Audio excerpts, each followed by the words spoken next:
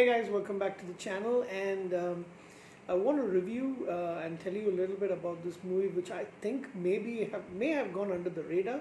It's from 2010 and it's called Unthinkable, and this is one of the most brutal movies that I've seen. When I say brutal, it's more of the psychological effect and even some of the torture scenes that actually happens in the movie.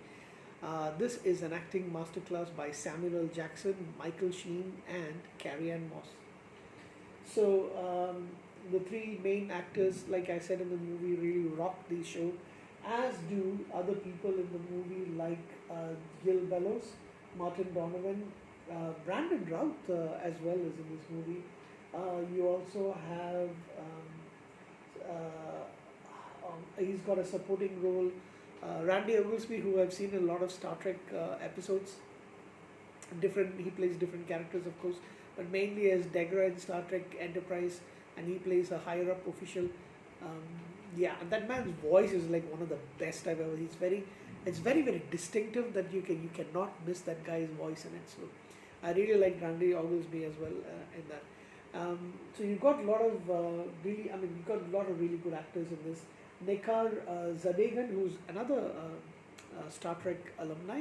She was in one episode of Star Trek Picard as well. She plays the wife of Yusuf, the Michael Sheen's character.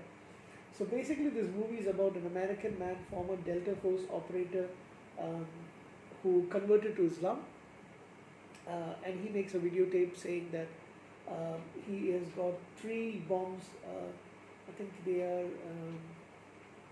Three nuclear bombs. He's threatening to detonate them in three different cities in the United States if his demands are not met. So his demands were basically like he wants the United States government to announce a cessation, or basically the president to announce a cessation of support for puppet governments and dictatorships in Muslim countries, and a withdrawal of American troops from all Muslim countries. And he says if it is not met, the bombs are going to detonate. So the military and the government, they decide that they need to bring. I mean, the FBI is also involved, but they bring in a negotiator, a torturer, who is played by known as a special interrogator.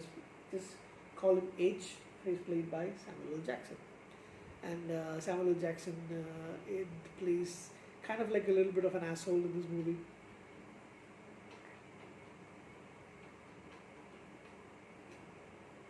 I want to say motherfucker, but yeah, nobody says it the way he does.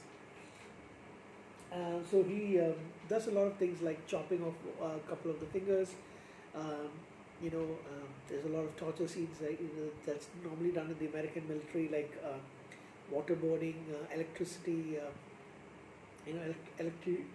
putting electricity to them and all that stuff. But those are really tough to get through. They don't let him sleep. They blare music and lights when he falls asleep. All the stuff. Carrie Ann Moss's character tries to play like she wants to be the most sympathetic, and she is basically the good cop to H's bad cop. And they try to find out all the things. So, well, basically, there's a couple of scenes that really stand out. So, they bring Yusuf's wife, and so he's planning on H is planning on making him threatening Yusuf with with showing that he's going to harm her, and everybody says no and all that, and then he just takes a knife and cuts her neck, and she bleeds to death in front of Yusuf. And then he brings his kids, and all hell breaks loose. So people who are then part of the negotiation, part of the torture, part of the interrogation, they go crazy when seeing that the kids are in with H, and one of them even beats up H because of, they're saying like we've excuse me, we can't let kids be tortured and all that stuff.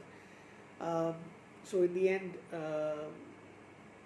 but this was the only part that I found to be a little contrived.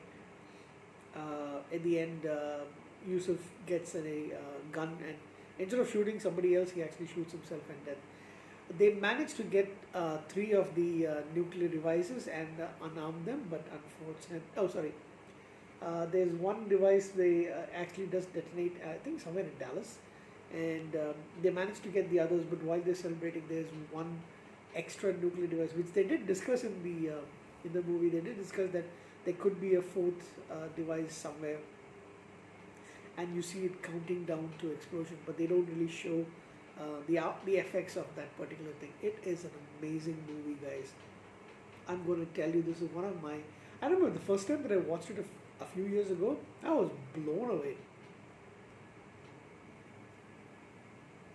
Mainly because I didn't picture Samuel L. Jackson as the interrogator kind of role. I mean, he does that, that annoying laughter at, irritated at people kind of thing and all that stuff that he's kind of known for.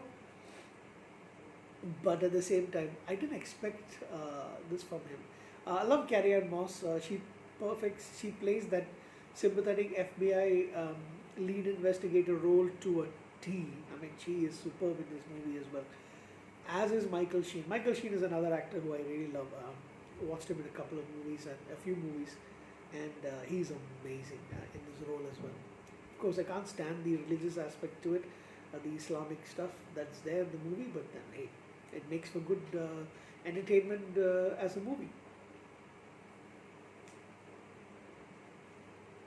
And the best part of this movie is it doesn't really show the Americans in a good light either. So you are, and that's what that's why I really do love that part of it. It doesn't really show them in a good light either, with the possible exception of Carrie Ann's character and a couple of other FBI people. So in the end, before Yusuf died, he actually asked, sorry, what's Carrie Ann's character's name? Helen Brody. He asks her to take care of his kids, and she does. She actually walks out from the place of the building with Yusuf's children. Oh, I'm sorry. So the last part they explode. That's only the extended version and not in the proper version. I think this movie went direct to DVD cut because I don't think theaters would have been happy to actually show this movie. If I'm not mistaken, yeah, there was a lot of controversy. So it was really direct to death, and shame on you people because you should have actually watched this movie in the theater. Acting wise, story wise, I think this movie gets a 9 out of 10 from me. Yes, cheers to that. Only thing is, I would have liked to have seen maybe this become like a series of movies, and I think this movie, the storyline is actually perfect for a television series to be done around this as well. But because Homeland was there very recently, I'm doubtful as to if anybody would be interested in making this a series. But I would definitely watch that. Cheers to that. All right. So anyway, thank you guys. By the way, this is Coke Zero. Thank you very much, guys, and for watching this video if you have, and please do go and watch this movie immediately if you haven't watched this. If you haven't watched it till now, it's an amazing movie. Thank you, guys. Have a good night. I'm done for the night, and I think maybe I might do a couple of more reviews a little later, but I need a little break in between. So take care, and I shall see you guys pretty soon.